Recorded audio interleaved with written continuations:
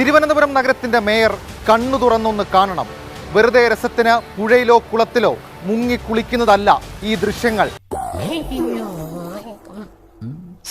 എന്താ ഉറക്കം വരുന്നു. വിഷമിക്കരുത്, മോൻ ചെയ്തതിനുള്ളതൊക്കെ മോന് ദൈവം തിരിച്ചു തരും.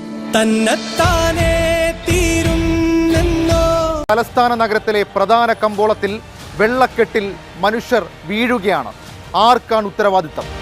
ഈശ്വര, ഇതൊക്കെ എന്റെ തലയിലാവൂലോ. അതെങ്ങനെ നിന്റെ തലയിലാവണം? പിന്നെ നീ കയറിയേക്കോ? അതിന്റെ ഒരു കുറവ് മാത്രമേ ഉള്ളൂ. ചെറുമഴയിൽ മുൻപൊരിക്കലും കണ്ടിട്ടില്ലാത്ത വിധം ശാല മുങ്ങാൻ കാരണമെന്ത്? ഒരു സംശയവും വേണ്ട. യാതൊരു ആസൂത്രണവുമില്ലാതെ നടത്തിയ സ്മാർട്ട് സിറ്റി റോഡ് നിർമ്മാണമാണ്. ഇതേതാണ്ട് എലിക്കണിയിൽ സുന വെട്ടതുപോലെ.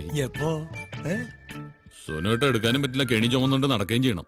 ചുമക്കാതെ പറ്റില്ലല്ലോ. അട്ടകുളങ്ങരയിലെയും ചാലയിലെയും റോഡ് നിർമ്മാണ പ്രവർത്തനങ്ങൾ മേയർ ആര്യ രാജേന്ദ്രൻ സന്ദർശിച്ചു.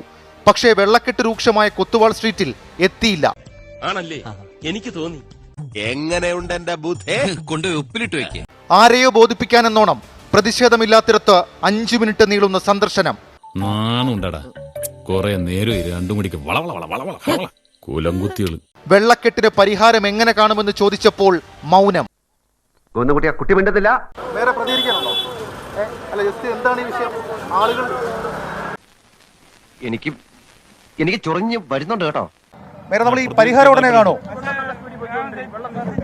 മേരെ അനിയ, ഞാൻ പുകഴ്ത്തി പറയാന്ന് തെറ്റിദ്ധരിക്കരുത്. ഇതുവരെയുള്ള അനുഭവം വെച്ചിട്ട് പറയുക, ഈ വക കൂതറ കളി കളിക്കാൻ നിനക്കല്ലാതെ മറ്റാർക്കും സാധിക്കും. അശ്മി, ഇതാണ് മേയറുടെ ഭാഗത്ത് നിന്നുണ്ടായിരിക്കുന്ന ഇതുമായി ബന്ധപ്പെട്ട പ്രതികരണം. അതായത് ഇപ്പോൾ സംസാരിക്കാനില്ല എന്ന് അവർ പറയുന്നു. അത് തന്നെ അത്യന്തം നാണക്കേടാണ്. എന്താ നിങ്ങളുടെ ഉദ്ദേശം? അല്ല ബൈ, നിങ്ങൾ മോള് ഇവിടുന്ന് ഒഴിയില്ലാന്ന് തന്നെയാ? ഇത് അന്തസ്സുള്ള ഇടപാടാണെന്ന് തോന്നണ്ട തമ്പുരാനെ.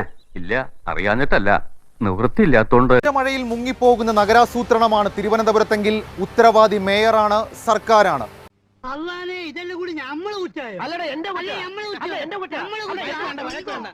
മനുഷ്യനെ വെള്ളക്കെട്ടിലേക്ക് തള്ളിവിട്ട നഗരഭരണകൂടം മൗനത്തിലാണ്. അവൻ എന്തു കൊടുത്താലും ഒന്നും മിണ്ടില്ല, എന്തു പറഞ്ഞാലും കേൾക്കുകയില്ല. എന്താ പൊട്ടനാ? അതെ, പൊട്ടനാ എന്ന് വെച്ചാൽ അതിന്റെ അഹംഭാവം അവനില്ലട്ടാ.